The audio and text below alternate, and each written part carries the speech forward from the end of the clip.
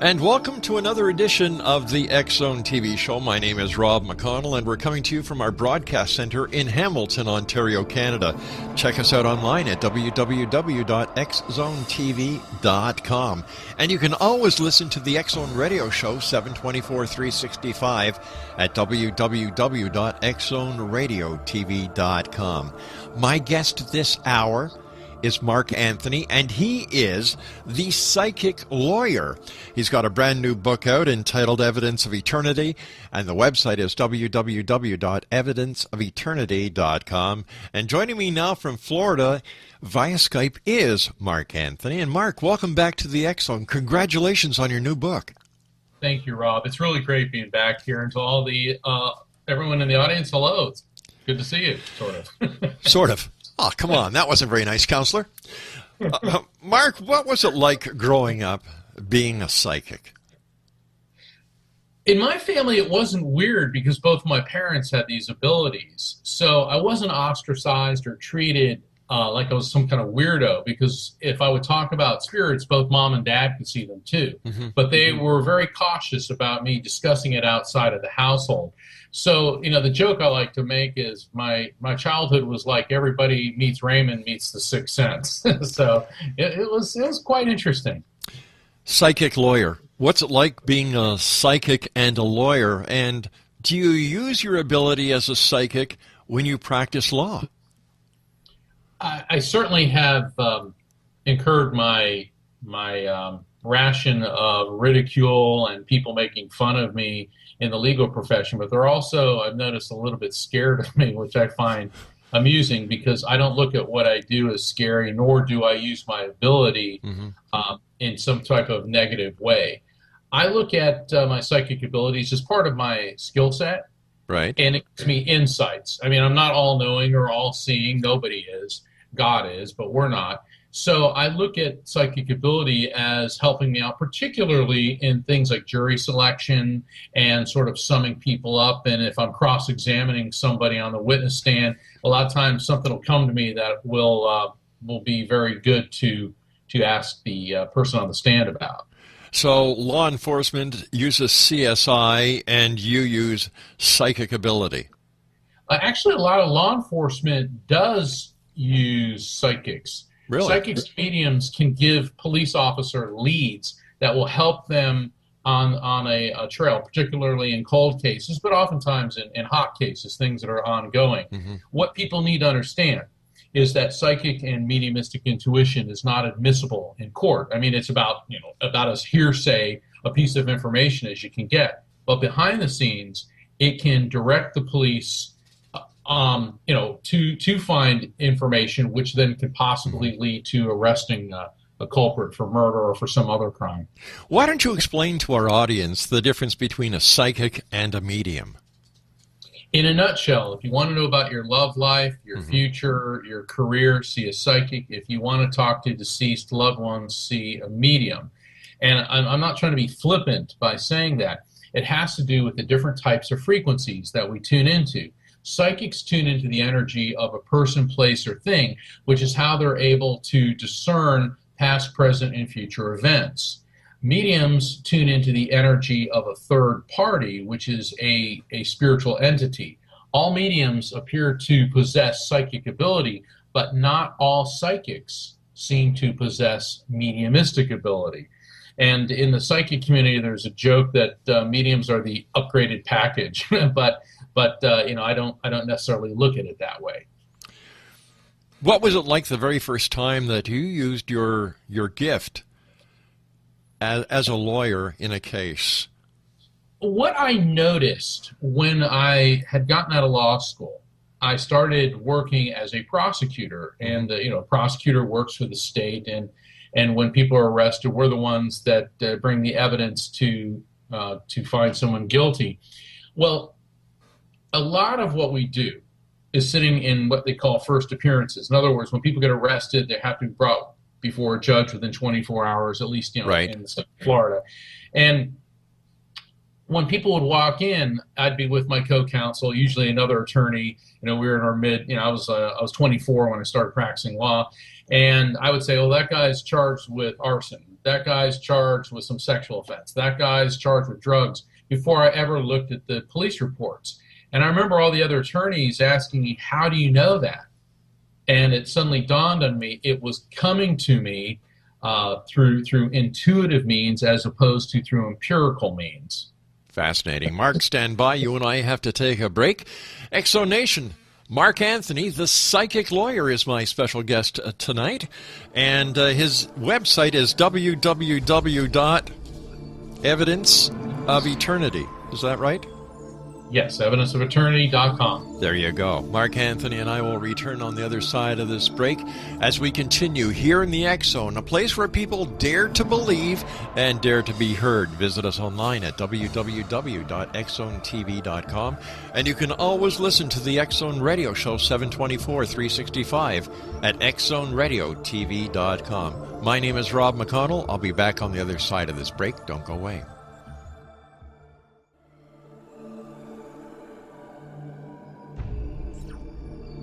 My guest this hour, Exonation, is Mark Anthony, the psychic lawyer, and he has a brand new book out entitled Evidence of Eternity. First of all, Mark, thanks for joining us. Congratulations on your new book. Tell us about it. Evidence of Eternity explains how spirit communication is a reality, and what I'm doing in this, Rob, no other psychic or medium has written a book like this, because I'm taking mediumship out of the Victorian era and bringing it into the 21st century.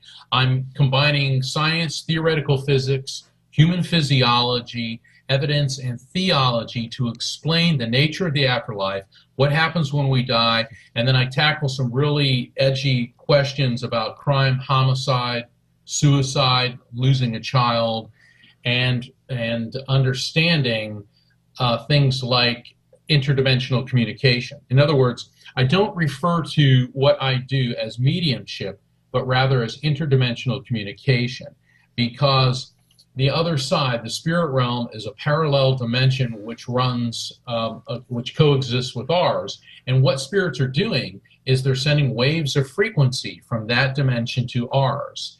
And you have to realize that a lot of the terms and concepts about mediumship were coined in the Victorian era with the rise of spiritualism. Well, and that's very fine, well, and good, but now we're in the internet age, the nuclear age, the space age, and our understanding of frequency transfer is literally light years ahead of what it was 150 to 200 years ago. So I felt it was high time that this was explained in a way that everyone could understand it based on sound scientific logic and principles. Would that also explain how extrasensory perception works? Yes, it does. Earlier, when we were discussing in the last segment about the difference between a psychic and a medium, right? Everybody has the ability to have a psychic experience or a mediumistic experience, but that doesn't necessarily mean everyone's a psychic or a medium. We all have the same physiological equipment. This isn't woo-hoo, magic, or hocus pocus. Everything happens for a reason. There's a delivery system, if you will. And all the great physicists, from Albert Einstein through Stephen Hawking, have talked about string theory and not just one universe, but multiverses. And energy is neither created nor destroyed, only transferred from one form to another. My theory is that faith and science are not mutually exclusive. If you look at the theories in physics about energy neither being created nor destroyed, only transferred, and then look at what every major belief system in the world talks about the nature of the soul. The soul, the spirit, what we really are, pre-exists the body, and then when the body no longer functions, it continues on. In other words, energy is neither created nor destroyed, only transferred from one dimension to another. So this also explains how reincarnation would work. Yes, it does. What I found when I was touring the country for my last book, Never Letting Go, people started asking me all types of questions about reincarnation. To communicate with somebody who's reincarnated. Does my animal have a soul? What happened, because my son committed suicide, did he go to hell? And there was just all these really profound questions. And I started keeping track of them, doing my research, both through scientific means and also in the readings that I've conducted. And I did what I wanted to do for the reader is answer the most commonly asked questions, and in a way that nobody else is answering them. So where are we going to be going in the future when it comes to the ability to communicate with not only the deceased, but with others in parallel universes? I think it'd be really great. I mean, if you look at some of the things going on, I don't want to get all political, but I think that extremism in the religious sense and fundamentalism is it's like a declining empire. It's fighting and it's dangerous. If you look at what's going on in the Middle East, where there's a radical organization trying to bring people back to the early medieval era, I think that this new enlightened understanding of the other side, and I think eventually the objective of science is the discovery of God and of an afterlife. I think that a lot of these arcane and violent, bigoted notions are going to melt away. Now, that doesn't mean that we're going to be living in a utopia, but I think that our understanding is going to evolve. Mark, stand by. You and I have to take another break. Exo Nation, Mark Anthony, the psychic lawyer, is our special guest. His website is evidenceofeternity.com. And Mark and I will be back on the other side of this break as we further investigate life after death, communication with those who have passed, communicating with parallel universes, and much more.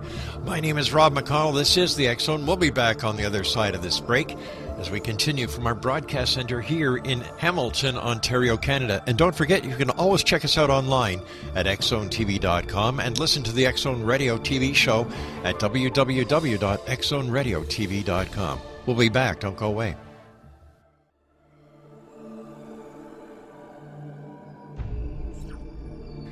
Welcome back to the X Zone. I am Rob McConnell, and the X Zone is a place where people dare to believe and dare to be heard. My guest this hour is the psychic lawyer himself, Mark Anthony. He joins us from Florida via Skype.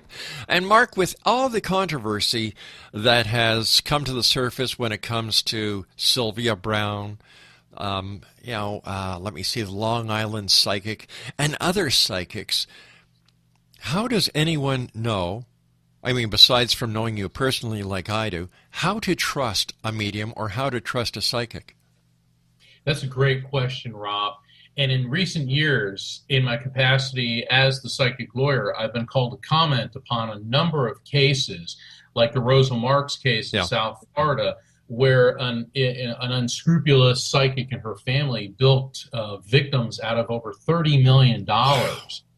And what they're doing is if you go to a psychic or a medium and they start telling you that one of your loved ones, their soul is in danger and will be destroyed, but if you come and see me 3 to 4 or 5 times a week at $500 every session and I can save their soul, or if somebody tries to persuade you that there's a curse on you or on your family, or that you need to see them multiple times during the week, turn and run. So the first indicator would be anyone that tries to latch onto you for economic reasons. In the circles that I operate in, it is recommended that you should wait at least 6 months until after the death of a loved one before seeking a reading. It's not that the spirit can't communicate right away. It's that the grieving person needs to achieve an element of emotional stability before he or she will get the maximum benefit out of the reading. And then after that, you may never need another session with me again, but many people want a repeat session, and I'm pretty steadfast in my rule. You need to wait at least 6 months because you have got to progress. The other thing people need to watch out for, if you go for a reading with a psychic or a medium, you can tell the legitimate ones because they produce evidence. You know, Rob, if I said, oh, there's an older woman around you that feels like a grandmother and she died and she loves you. Well, anybody could say that. But if I say, well, there's a grandmother figure around you, and I describe what she looked like, I describe the cause of her death, maybe I get her name, her shared memories between you and her favorite song, particular things about her, and things about you that she transmits to me that are specific and evidential, well, then that's a whole different story. And that's what you need to look at.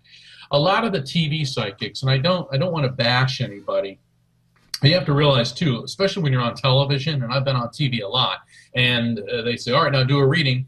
Well, you have to realize we have to do this in a 7 to 10 minute increment with station breaks. And then if you call on somebody, I'm used to public speaking, but you call on somebody in an audience, they're terrified. And they're standing looking at the camera going, I don't know, I don't know, I don't know. And then after the show's over, suddenly they're able to recognize the information.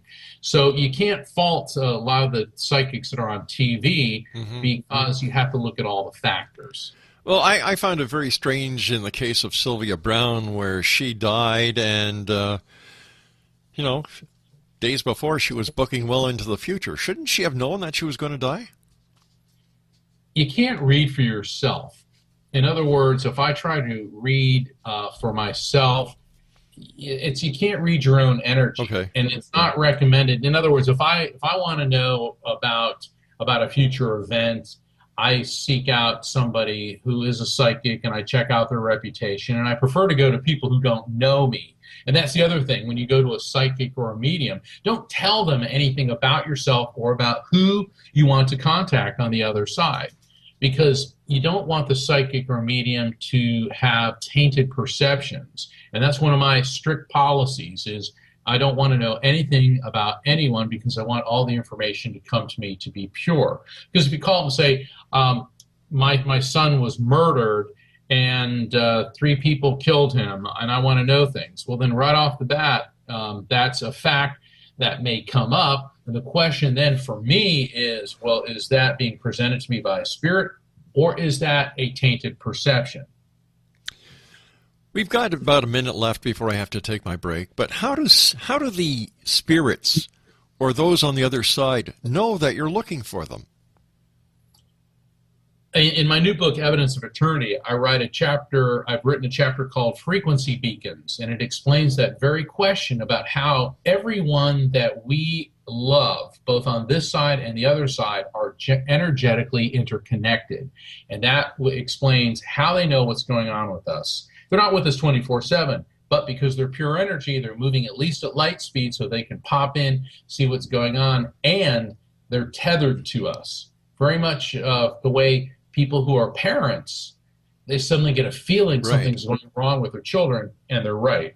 We've all had those feelings, X-Zone Nation. My guest this hour is the psychic lawyer, Mark Anthony. He's got a brand new book out. It's called Evidence of Eternity, and his website is evidenceofeternity.com. We'll be back on the other side of this commercial break here in the X-Zone with yours truly, Rob McConnell. Visit us online at www.xzonetv.com.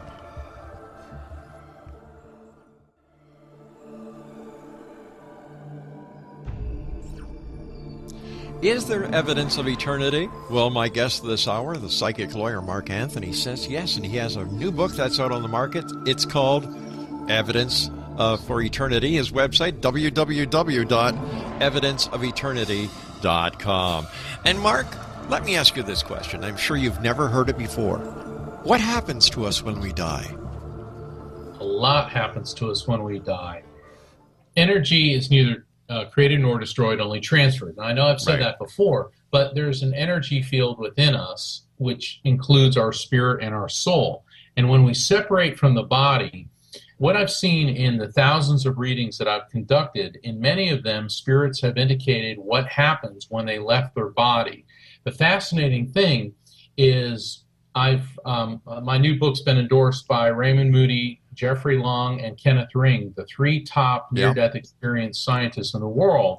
And Dr. Ring wrote the foreword for the book. And what he said was that my observations coincide with over 40 years of research in the near-death experience and survival of consciousness field. And what I've seen and what the NDE, the near-death experience studies indicate, is Your consciousness remains intact. There's a separation feeling. And the funny thing, Rob, the way spirits have described to me when they separate, there's a tingling sensation. You ever taken a 9-volt battery and stuck it on your tongue? I mean, every boy has done that. Yeah. You know? They describe it to me feeling very much like that. There's like this tingly sensation, then there's a separation. They're completely aware of what's going on. Then there will be either a tunnel or some type of tube-like structure with a white light, and when they go through that, they will be greeted by several people that have died. And the fascinating thing about this is they never encounter someone who has not passed. And in some of Dr. Ring's research, he came across a case where a woman in Japan had died and then was resuscitated, and she talked about seeing her sister. And she said, but it cannot be, because my sister's alive. And her parents were in the hospital room with her, and they said, well, you don't know this, but your sister was killed in a car accident yesterday. Oh, my Lord. So this validates that, and that's just one of the stories. And then, in my research, I've come across many, many instances like that. So you only see people who have passed. Once again, there's evidence of this. Then beyond that is the white light.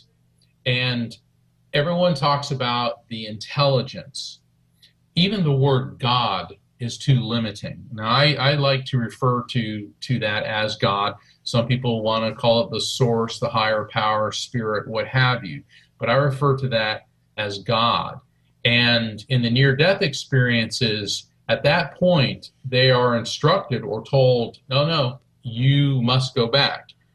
What Dr. Kenneth Ring and Dr. Raymond Moody liked about my book, Evidence of Eternity, is it takes up the trail after the NDE trail goes cold. In other words, the people I communicate with don't come back.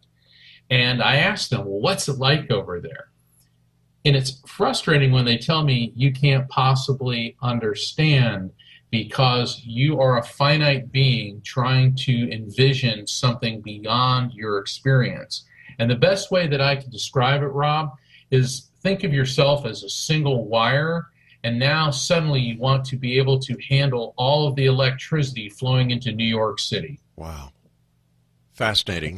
We've had Raymond Moody on the show. We've had Kenneth Ring on the show. We've had Jeffrey Long on the show.